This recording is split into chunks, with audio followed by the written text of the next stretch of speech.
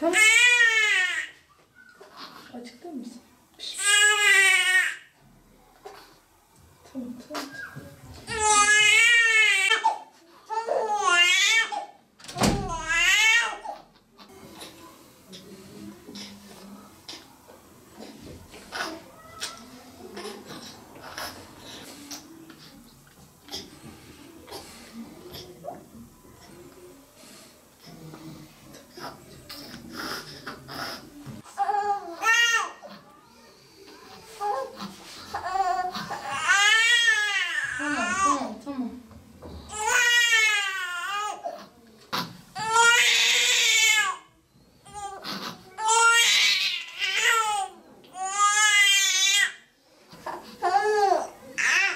Tamam.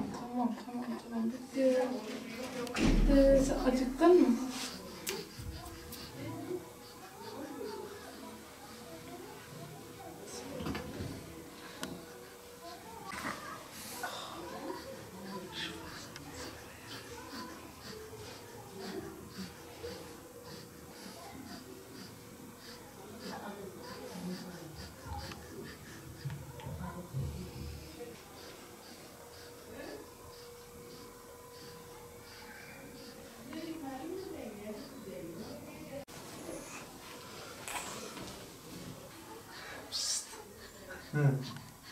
Acıttın mı sen?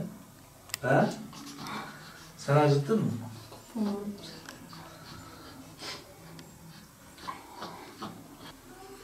Seni yiyeyim ha.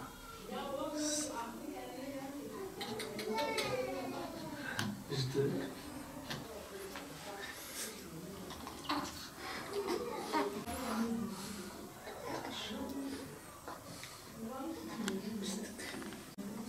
Dışarıya mı bakıyor? Ne atıyor? Boncuk. Sen var ya sen.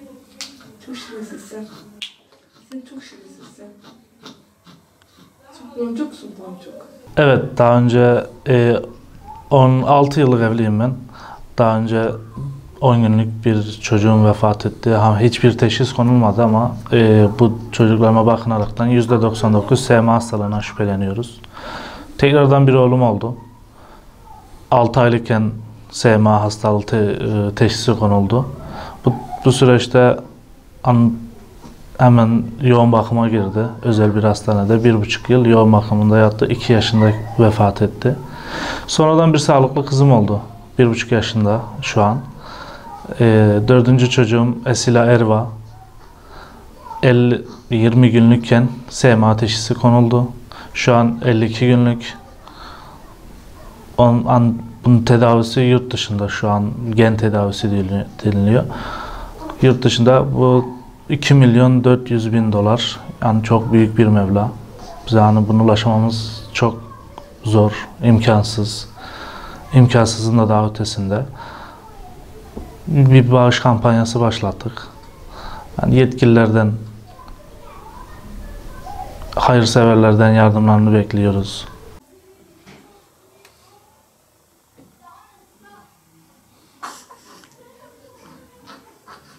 Ben kendim halı yıkamacıyım.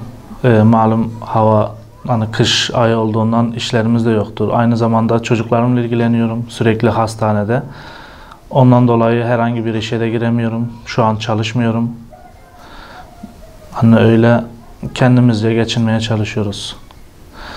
Ben köyde oturuyorum. Küçük bir köyden tüm Türkiye'ye sesleniyorum. Başta Cumhurbaşkanımız olmak, Sağlık Bakanlığımız olmak üzere. Lütfen yani bizim bu şeyimize duyarsız kalmasınlar, sesimizi duyursunlar. Bize yardımlarını esirgemesinler. Daha önceden hani 2 çocuğumu kaybettim. Allah kimseye evlat acısı vermesin. Çok zor bir şey.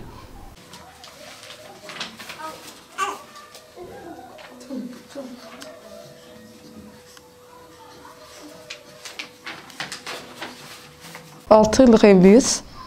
İlk çocuğum 10 günlükken vefat etti. Küvezde vefat etti. İkinci çocuğum 6 aylıkken yoğun bakıma girdi. Özel bir hastanede 1,5 sene yoğun bakımda yattı. çocuğumun bayramı, her şey orada oldu. Ben küçük köyde oturuyorum. Günlük çocuğumu görmek için her gün gittim geldim. İmkansızlık. İlaç yoktu o zaman Türkiye'de. Hiçbir zaman yoktu ilaç. Bir kızım var sağlıklı şu an. Esra son çocuğumuz olarak dünyaya geldi. Kızımın 20 günlükken teşhisi konuldu. Yani aynı acıyı bir daha yaşamak istemiyoruz biz. Buradan yetkililere sesleniyoruz, hayırseverlere sesleniyoruz. Bir anne olarak herkese yalvarıyorum. Kapı kapı gezerim bir anne olarak. Fatma Şahin'e, Tahmazoğlu'na, valimize, bütün büyükşehir belediyelerine, Sağlık Bakanlığı'na, Cumhurbaşkanımıza sesleniyoruz. Lütfen sahip çıkın. Evlatlarımıza, sevmalı bütün ailelere, bu acıları yaşayan ailelere sahip çıkın. Bir imkanımız var. İlacın Türkiye'de olmadığı, Amerika'da olduğu ama şu an %100 ilacın etkisi olduğunu biliyoruz. Mevla çok yüksek. Gücümüz yetmiyor. Elimizden ne alsak olmuyor. Büyüklerimiz bize sahip çıkması lazım. Bir anne baba olarak size sesleniyoruz, yalvarıyoruz. 2 evladımı toprağa verdim, kızımı vermek istemiyorum. Anne olanlar daha çok iyi bilir bunu. Baba olanlar daha çok iyi bilir bunu. Kızımın şu an 2 günlük imkanı var. İlaç tedavisi var. Umutsuz değiliz. Lütfen bize el uzatın.